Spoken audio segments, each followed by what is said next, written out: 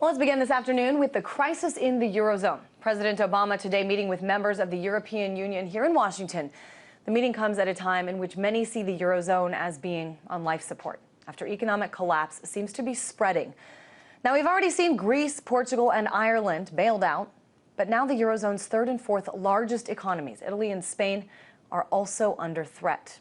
Today's meeting is seen by some as a last-ditch attempt to save the Eurozone, with even some top experts predicting the Eurozone has just 10 days left to live if a major solution is not found by its next meeting on December 9th. Certainly whatever happens could have a global impact. World leaders are concerned, they're worried, some even pointing fingers. Here's Nigel Farage, co-president of the Europe for Freedom and Democracy group, expressing his anger at the situation. You are all in denial. By any objective measure, the euro is a failure. And who is actually responsible? Who's in charge out of you lot? Well, of course, the answer is none of you, because none of you have been elected. None of you actually have any democratic legitimacy for the roles that you currently hold within this crisis. Now, Nigel Farage has doubted the Eurozone from the beginning, but his view is one that even some original believers are starting to adopt, that the Eurozone just may be a failure. Let's go now to Joe Weisenthal, deputy editor for the Business Insider. Hey there, Joe. On one hand, this is a dire situation, but it seems that the only time things actually happen is when we are in dire situations. So I'm wondering what you think. Is this the end of the Eurozone as we know it? You know, you're absolutely correct. I think it takes for a crisis to really get to the edge to spur people to act. I mean, this has been festering for at least 2 years. The first time we started talking about the Greek crisis was October 2009, actually, and here we are. But here's the problem. Because there are so many leaders in the Eurozone, 17 countries within the Euro itself and the more countries in the EU, even if everyone decides to act at the last second, there's no guarantee it happens because you have this tremendous problem of coordinating various national interests. Good point. And I want to bring this up. There are some rumblings, I guess you could say, that the International Monetary Fund is in the process of coming up with a plan to step in and help out, at least with Italy. There is talk of a 600 billion euro assistance package, though the IMF is denying this. But I want to get your take on what you think would be some of the consequences of the IMF getting involved here.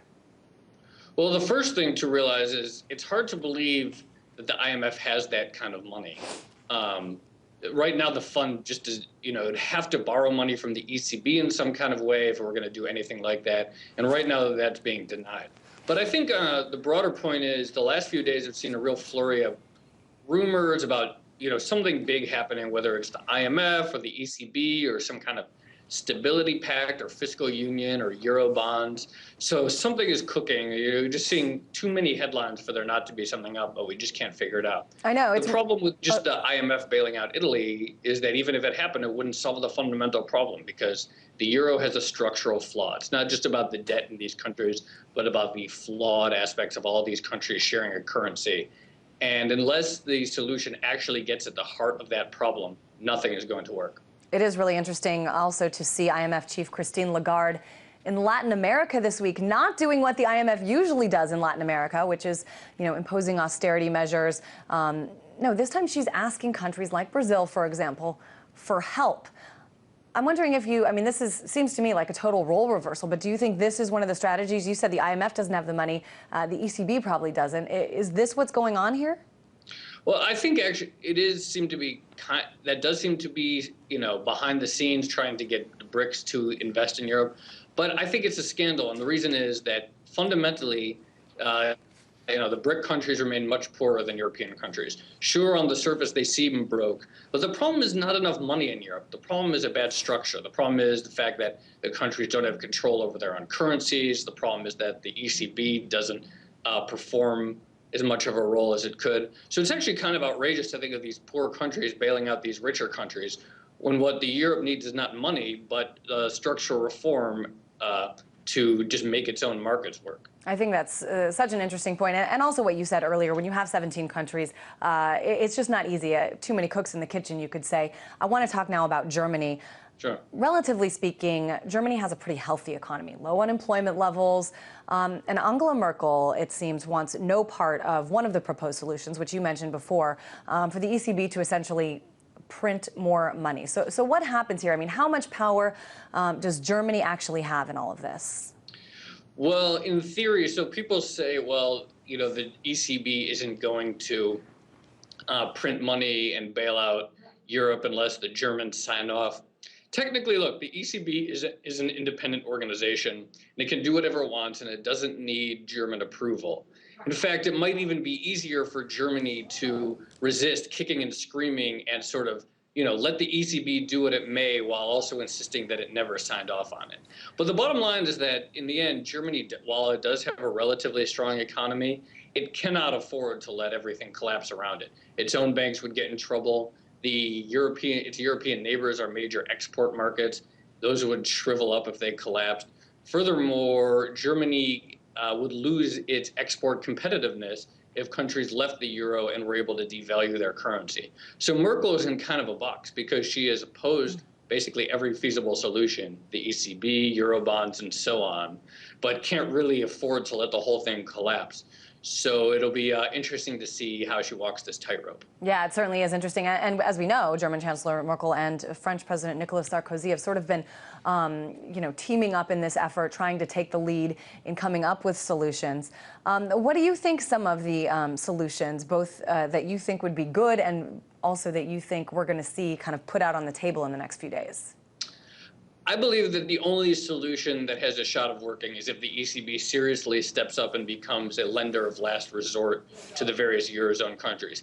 That is the fundamental difference between Europe and, say, the UK, US, and Japan, all of whom have central banks that serve as the lender of last resort to the governments or even the banks in those countries. Until Europe has that, nothing is going to fully convince markets that its bonds are safe again. Now, there may be some steps along the way, for example, perhaps a Eurobond scheme where various countries pool together and borrow money together, and then the ECB can perhaps buy up those bonds or something like that. It might, they might have to do some tricks along the way. But fundamentally, until the ECB plays a much larger role in funding all of Europe, I don't think investors will feel very comfortable. Well, it seems to me, Joe, that you're saying that there is still room for solutions. I know, though, the front cover of The Economist, the major story of The Economist this week in today's Financial Times, both mentions of a possibility that the Eurozone is done. Financial Times article today saying it could even be 10 days or less. I mean, this could be huge. Do you think? Well, do you think this could happen? This is a real possibility. I think last week was seen as kind of a game changer because last week what we saw was yields actually start to rise in the core countries. On Wednesday, Germany had a very bad bond auction.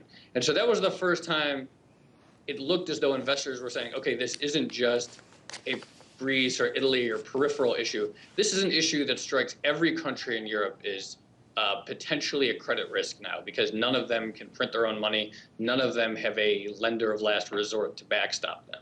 So that kind of takes it to a new phase because at that point when everyone's at risk and you have this potential for a run on the entire continent, you really do have to get a solution right away. I guess you could say the fact that the ECB could still do this is an optimistic take. And, I don't think there are no solutions left. I think this is a possibility. But there are going to be tremendous cultural and bureaucratic hurdles to overcome for this to happen. Certainly between the meetings today with President Obama and some of those EU leaders and also that December 9th meeting that's scheduled, certainly all eyes will be on the Eurozone. Business Insider Deputy Editor Joe Weisenthal. Thanks.